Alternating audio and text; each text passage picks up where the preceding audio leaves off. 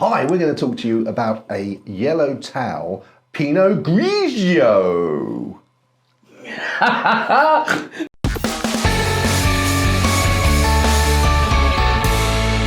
So as we said, we're going to talk about a Yellow Tail Pinot Grigio from southeastern Australia, which is a little bit strange, isn't it? Because Pinot Grigio is Italian. Well, yeah, it is known as an Italian grape, isn't it? And I think it's most well known for being an Italian grape. But yeah, it's one of those ones that does kind of cross over. Is it Pinot Gris in other parts of the...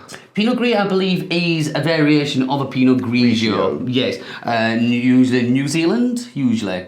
Okay, so I think they do it in the States as well, don't they? I think in California they have some Pinot Gris. I'm not sure. I think so. I've seen it elsewhere anyway. So, okay. So now this is at $6.25.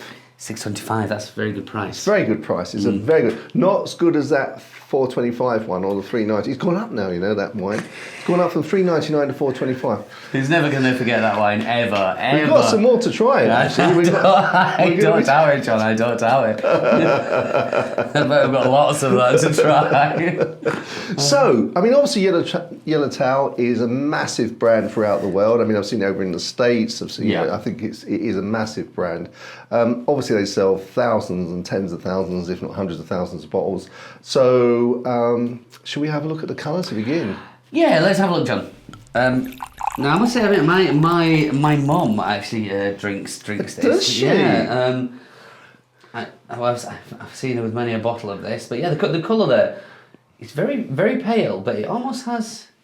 Is that green in there? Yeah, I think it seems to have like a little touch of green hue, doesn't it? Yeah.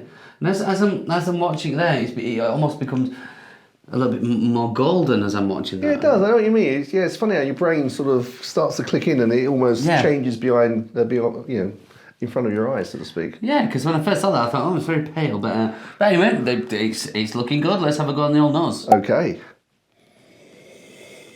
I hate to say that, but that smells cheap. I think I agree. I know what you mean. There's a smell there which...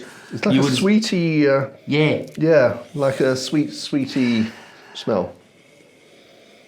To the bottom of a sweetie bag. I know what you mean, the sweetie... Really pear drops, or...? I think that's what it is, yeah. Like you say, it smells like it's not... It smells like it's synthetic. Yeah, and that's...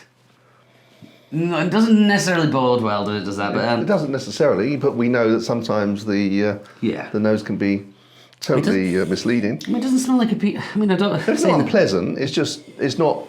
There's nothing wowing in there. There's nothing that says, oh, I really want to get into that now and let's have a go of it. Would you say that's a typical nose for a Pinot Grigio? No, I think that's... When I use the word fuller, I think it's a fuller nose, but with a nose I wouldn't associate with Pinot Grigio, if you know what I mean. It's not... I wouldn't smell that immediately think Pinot Grigio. Yeah, to be fair, I've sort of had some Pinot Grigios where I can't smell them. They're just actually not much taste to them either. No, a lot of them do tend to be very, very light. I've said that's the kind of newer version to become fashionable. So because that kind of style of Pinot Grigio will go with any food. So a lot of people like. Well, I understand the reason they got like that is because Pinot Grigio became very popular, so they actually overdid it and glutted it, and so they were producing volume rather than actually focusing on the taste. Yeah, that doesn't surprise me because it did become very fashionable. Yeah, it probably still is fairly fashionable. It's not. Yeah, it still is. Yeah. All right, let's have a go on the old palate. Why not?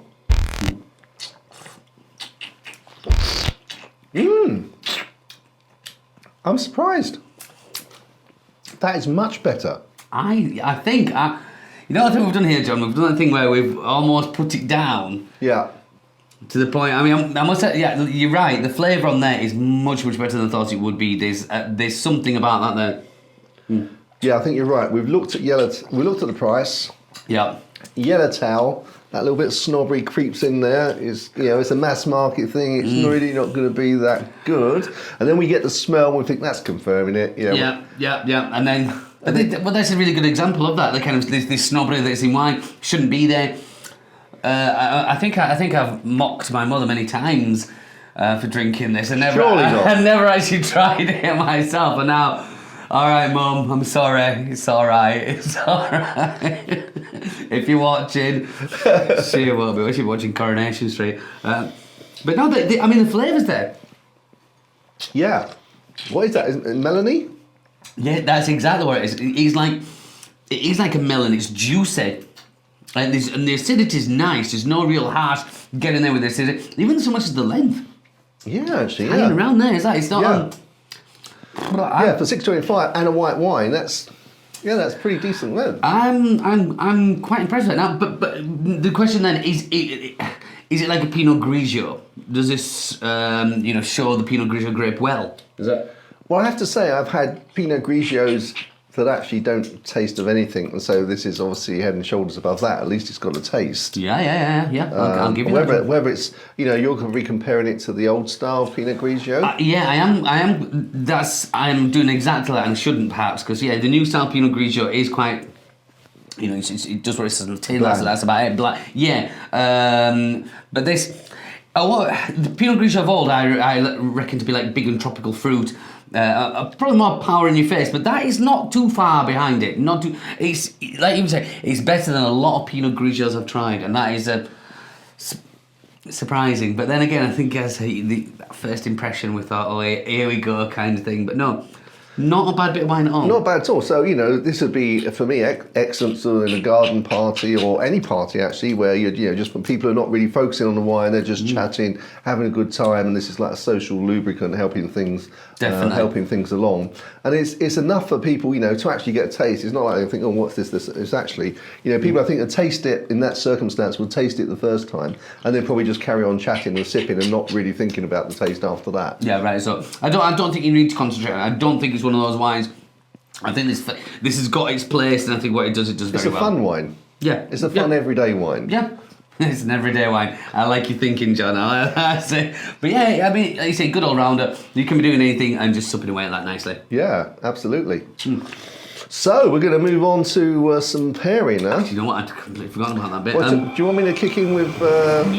Yeah, I think, I'm getting there in my head, but yeah, you can go for it. So, I think of this with slices of pizza would go quite nicely. Not sort of too heavy meat pieces, but more sort of vegetable pizza, maybe with some thyme or something on top. Obviously, you can have it with chicken or you can have it with any salad, and it would accompany. I don't think anyone would complain about that. No, I think you're quite spot on there, John. And I'm going to go for it's going to be odd.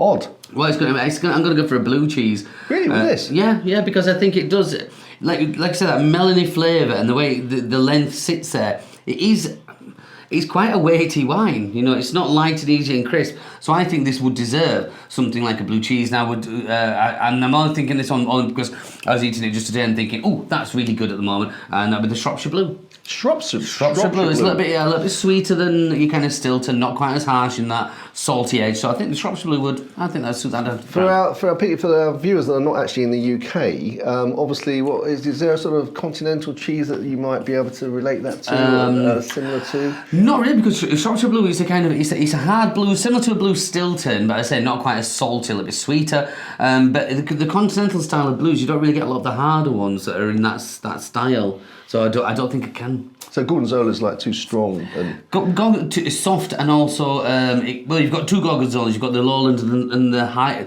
The lowland is the mountain. Of course you have. The lowland is the softer blue one. That's the one which is that's nice and sweet, but really soft, almost like a brie style. But then you've got the mountain.